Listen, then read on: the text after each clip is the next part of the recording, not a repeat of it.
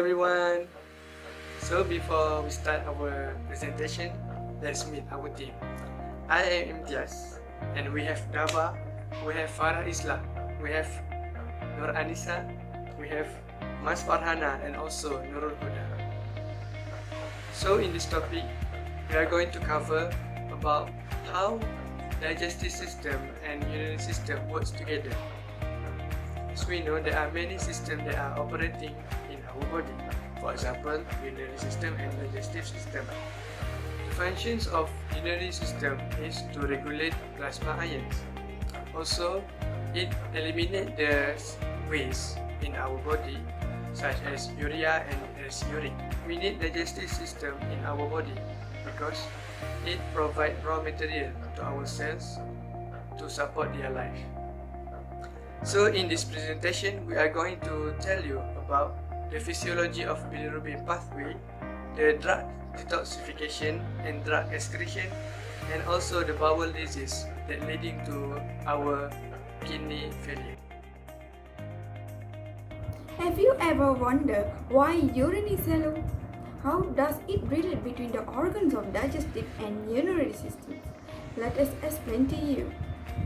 Red blood cells that are produced in the bone marrow through a process called erythropoiesis. Stem cells in the bone marrow will give rise to early erythroblasts and then eventually reticulocytes.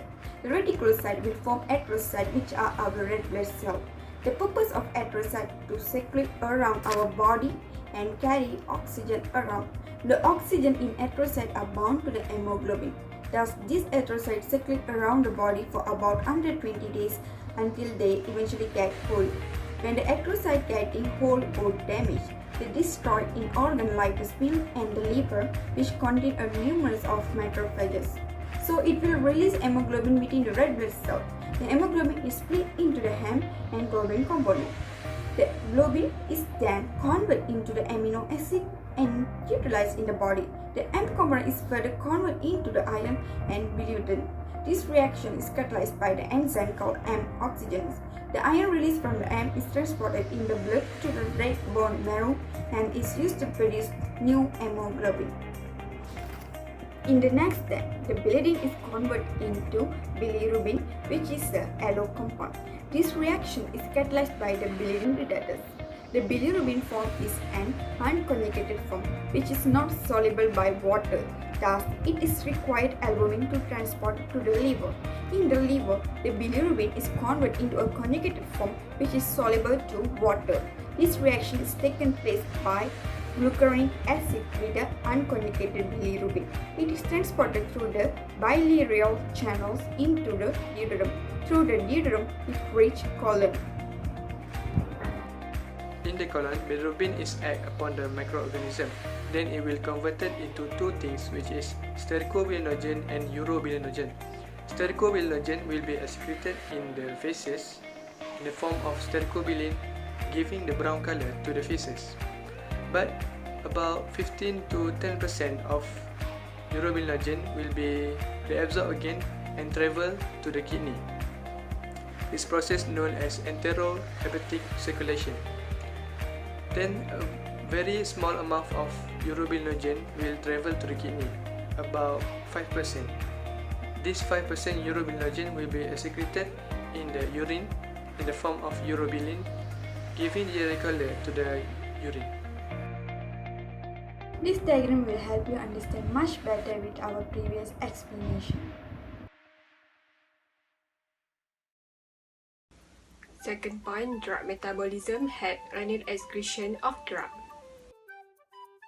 In digestive system, drugs slide down the throat and enter the stomach. As the stomach is acidic, the drug start disintegrate within a minute. The dissolved tablet travel into the small intestine and then across the intestinal wall into a network of blood vessels. These blood vessels feed into the vein, which carries blood and anything in it into the liver. In the liver, drug metabolized by the enzyme to convert drug fat soluble into water soluble. This is because drug eliminated by the kidney easily eliminated in the water soluble. Drug metabolism consists of two phases, where drug undergo both or either phases. Phase 1, drug undergo any chemical reaction such as oxidation, reduction, or hydrolysis.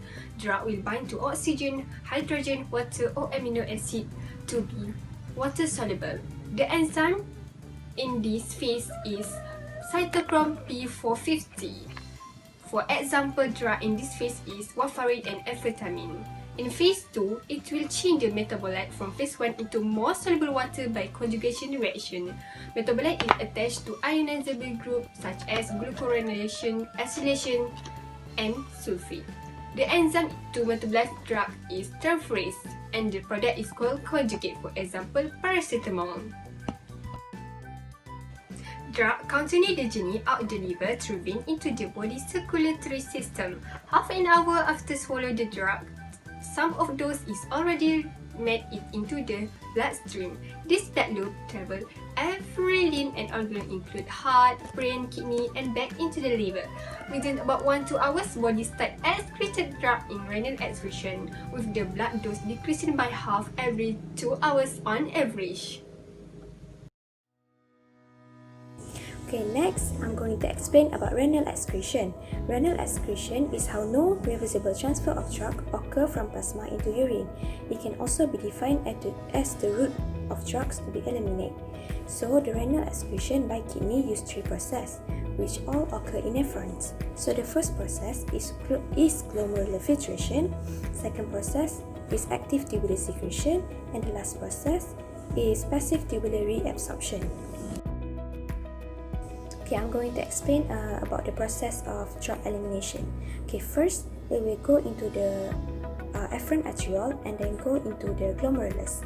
In glomerulus, it will be filtered. Only free drugs can be filtered, which means the drugs that are not bound into any plasma protein, or we call it small molecule drugs. And then it will go into the proximal tubule. But the drugs that cannot be filtered, it will pass through the afferent arteriole and then go into the peritubular capillaries. So the next process occur, which is the active secretion and also the passive tubular reabsorption. Okay, so the first step is glomerular filtration. Red blood cell, plasma protein, and other large blood cannot go through because of glomerular barrier. Drugs which bound to the blood elements and plasma protein cannot be filtered. Only free drugs can be filtered. Okay, so the next step is active tubular secretion. It is an active process that occurs in proximal tubule. It needs energy to transport compound against concentration gradient, so that's why it is called active. It involves 2 mechanisms, which are system for secretion of anion and system for secretion of cation. This process is very important, especially for drugs, because it cannot be filtered at the glomerular filtration. And last but not least is the process of tubular reabsorption. The degree of ionization of drug is determined by the pH of urine, which means pH of urine is very important in this process.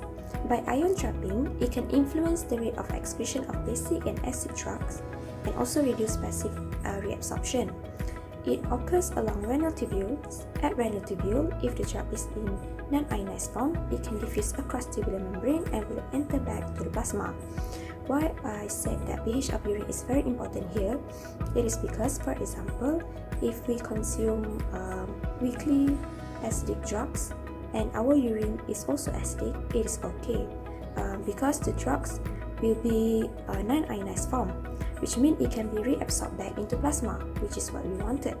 But if we get drug poisoning, and we need to make sure that our urine is in alkaline, so that the drug will become ionized and it can be excreted easily in urine.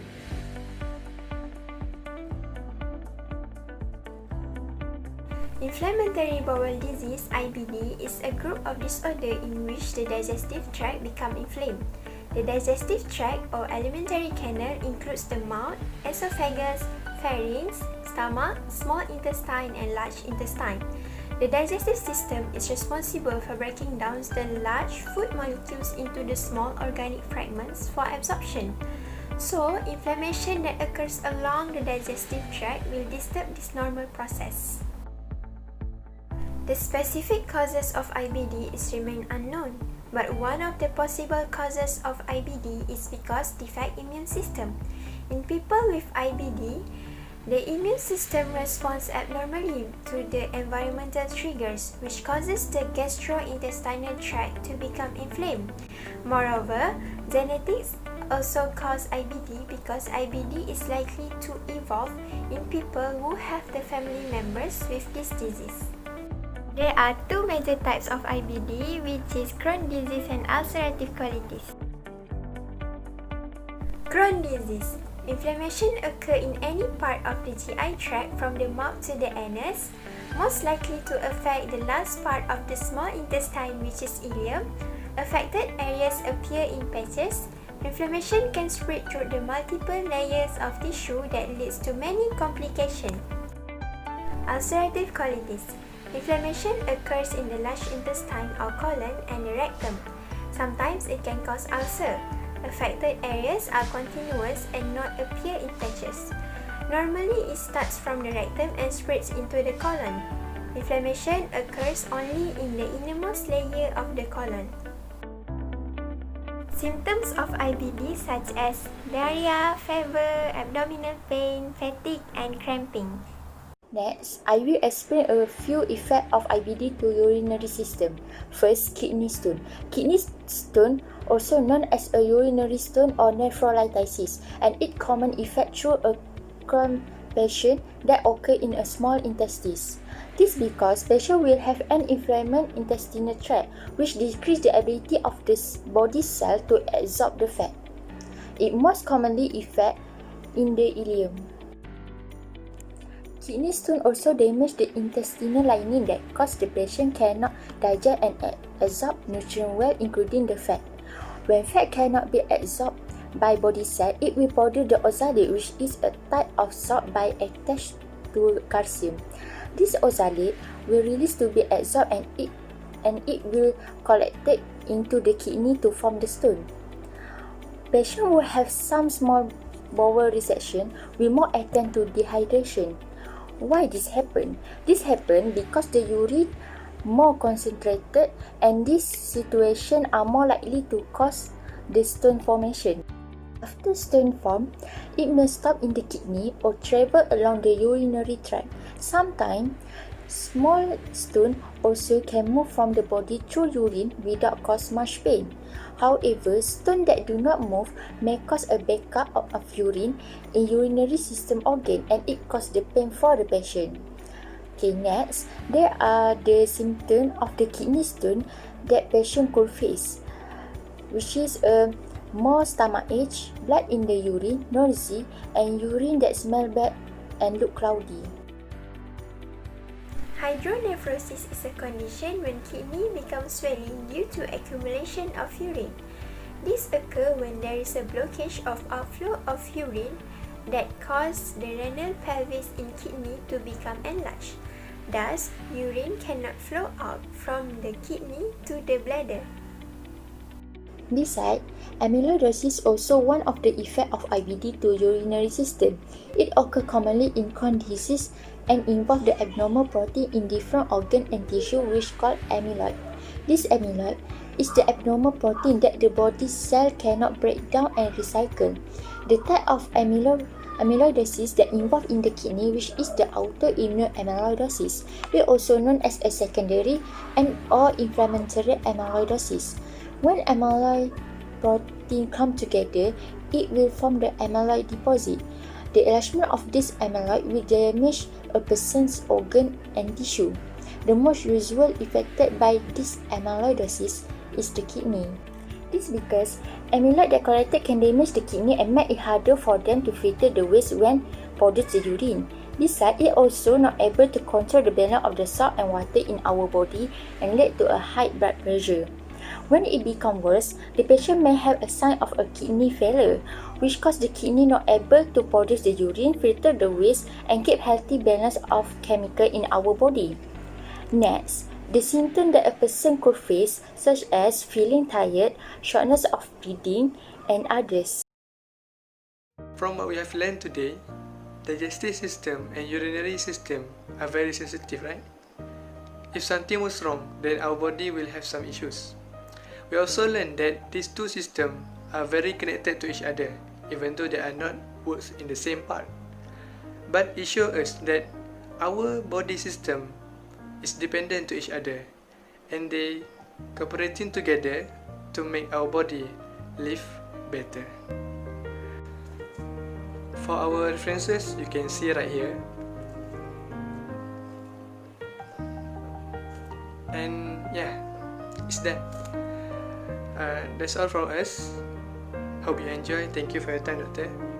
And we hope to see you again, and everyone, of course. And that's all from us. Thank you.